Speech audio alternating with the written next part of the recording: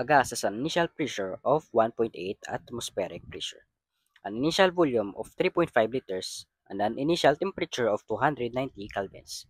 If the final pressure is 2.4 atmospheric pressure and the final volume is 5.0 liters, what is the final temperature? So before we proceed guys, we have to know or determine the variable and its value. So to proceed, let's read again the question. We have a gas has an initial pressure of 1.8. So we have initial pressure which is 1.8 atmospheric pressure. Then to proceed, an initial volume of 3.5 liters. So we have initial volume 3.5 liters. And an initial temperature of 290 kelvins. So we have T1 which is 290 kelvins. So to proceed, if the final pressure is 2.4, we have P2 which is 2.4 atmospheric pressure and the final volume is 5.0 liters or 5 liters. What is the final temperature? So before we proceed guys, since we have the variable and its values, so let's rearrange the formula so that we can know what is the unknown. So what is the value of the unknown? So we have the value of the unknown which is T2. I mean rather we have the variable of the unknown. So let's get the formula guys. So we have copy the formula above. P1 times V1 over T1 equals P2 times V2 over T2. So since our unknown is T2, so our first step is let's cross multiply first. We have P1 times V1 times T2 then equals, let's multiply again, P2 times V2 cross multiply by the denominator on the left side, we have times T1. Since our unknown variable is T2, so let's isolate these guys. So to isolate these guys, we have to divide both sides by P1 times V1, P1 times V1, P1. So this will be cancelled out, and then we have isolated the T2. Since this already cancelled out guys, we have to erase this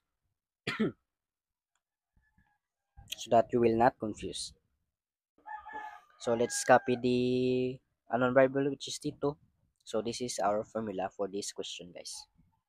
So to proceed, since we have the formula, let's substitute each value onto variable.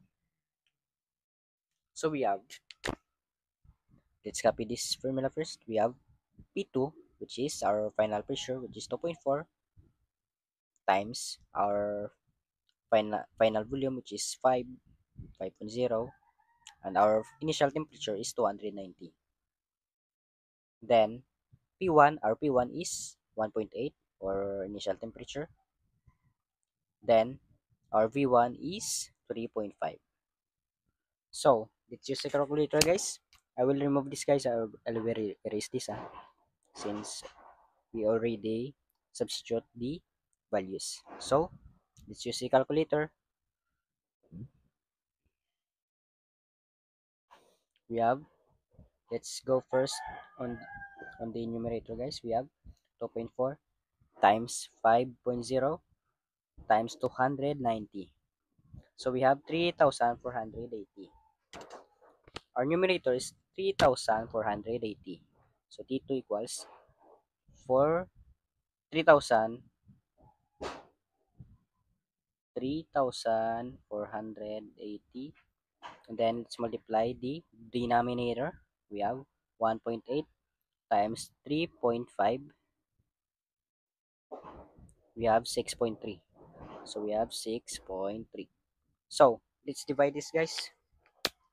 3,480 divided by 6.3, we have 552. We have 552,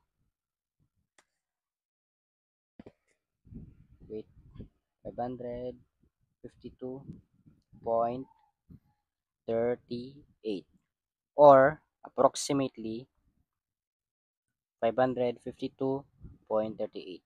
So this is our final answer for question, guys. So our final temperature is approximately equal to 552.38.